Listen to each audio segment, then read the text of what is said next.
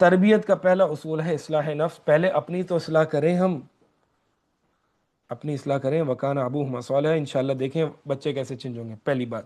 دوسری بات یہ ہے کہ چلیں یہ ساری چیزیں کر لی، ہم تو نیک ہیں، لیکن اس کے باوجود بچے نہیں سمجھتے، بدتمیز ہو گئے ہیں اور گالم گلوچ اور اس طرح کی چیزیں کر رہے ہیں. دیکھیں ان کو سمجھائیں. اس سے زیادہ آپ کر بھی کیا سکتے ہیں؟ مجھے یہ بتائیں کیا کر سکتے ہیں؟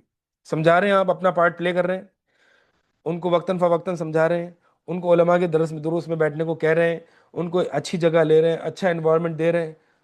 لیکن یہ بات یاد رہے کہ جب ایک چیز جب آپ کی قدرت سے باہر نکل گیا تو اب آپ کیا کر سکتے ہیں؟ اس پر آپ نے صبر کرنا ہے.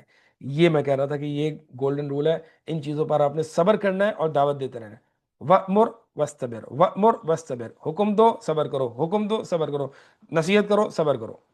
جہاں آپ نے ریئیکشن دکھایا، جہاں آپ جو ہے وہ اس کے سامنے آگے کھڑے ہو گئے، ٹھیک ہے، تو وہ بچہ کہے گا اب ایسی کی تیسی، اب دکھاتا ہوں میں بھی کون ہوں. پھر بات یہ ہوتی ہے کہ بچہ جو ہے نا عموماً والدین کو سامنے جواب دینا، ان کو مارنا اور ان پر شور مچانا، یہ عموماً اس لیے کرتا ہے. یعنی آپ دیکھیں اگر آپ بچے کو پیار سے سمجھائیں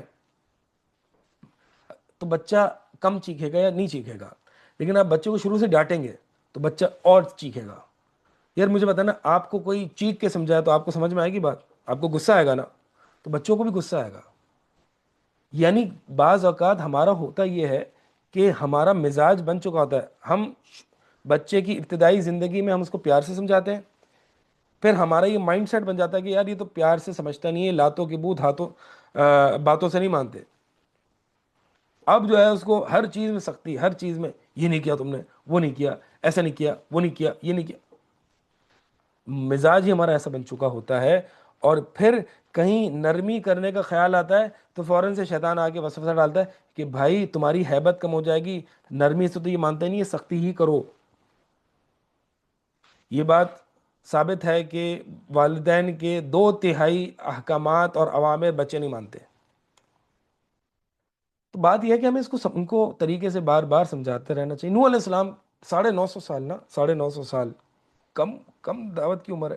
950 سال لوگوں کو سمجھایا، بچوں کو نہیں سمجھایا ہوگا. اپنے بچہ بھی کافر ہی رہا نا، ہلاک ہو گیا کافروں کے ساتھ. تو جو اگر نہیں ہے تو اس پر ہمیں اللہ کی تقدیر پر اس اعتبار سے راضی رہنا چاہیے.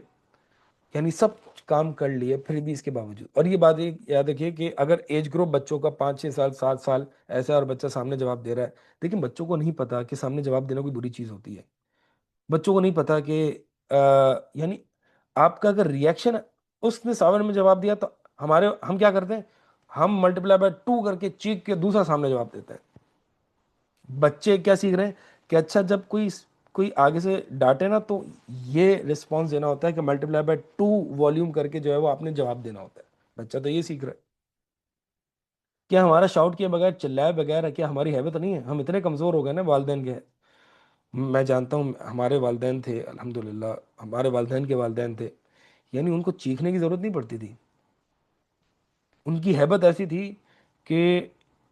ایسی تھی کہ اگر ہم روم میں ہیں اور پتہ چلے کہ ابو والد صاحب بلا رہے ہیں تو اس پہ ہمارے جو ہے نا وہ یعنی ہیبت طاری ہو جاتی تھی کہ والد صاحب بلا رہے ہیں. چیخنے کی ضرورت نہیں پڑتی تھی.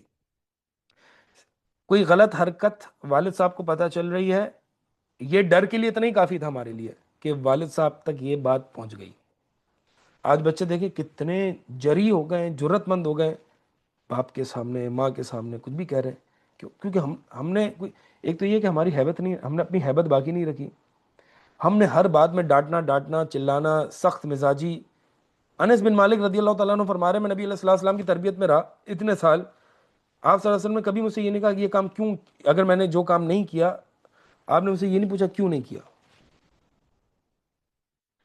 تو بات یہ ہے کہ اکثر اغلب معاملہ جو ہے نا بچوں کی تربیت میں نرمی کا ہونا چاہیے. سختی، ہیبت، نرمی اور ہیبت دونوں آپس میں ضد نہیں ہے. نبی علیہ السلام نرم مزاج تھے نا. آپ صلی اللہ علیہ وسلم کے بارے میں قرآن میں آتا ہے نا وَلَوْ كُنْتَ فَظًّا غَلِيظَ الْقَلْبِ لَانفَضُّوا مِنْ حَوْلِكَ، کہ اگر آپ جو ہے وہ سخت دل ہوتے تو صحابہ آپ کی طرف سے، آپ کے پاس سے چلے جاتے.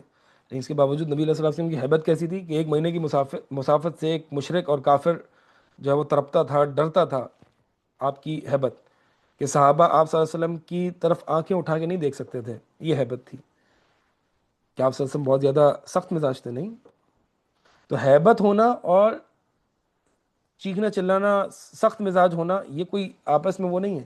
ایک باپ یا ایک ماں نرمی سے، رفق والے معاملات، نرمی سے معاملات نپٹا سکتی ہے، اس کے ساتھ ساتھ اس کی ہیبت بھی ہو سکتی ہے. ابھی ہیبت کیسے ہو؟ سب سے پہلے تو اگر آپ کے دل میں اللہ کی ہیبت ہے نا، اللہ کے احکامات کی ہیبت ہے، دین کی ہیبت ہے، تو اللہ تعالیٰ آپ کی ہیبت لوگوں کے دلوں میں ڈال دے گا. اگر میرے دل میں کوئی دین کی، اللہ کے احکامات کی یا کوئی مطلب اتنی حیثیت نہیں ہے، تو اللہ تعالیٰ آپ کو بھی بے وقت کر دے گا. آپ کی بھی کوئی حیثیت نہیں ہوگی لوگوں کے سامنے. اور سب سے پہلے آپ کو ذلیل کرنے والا آپ کا اپنی اولاد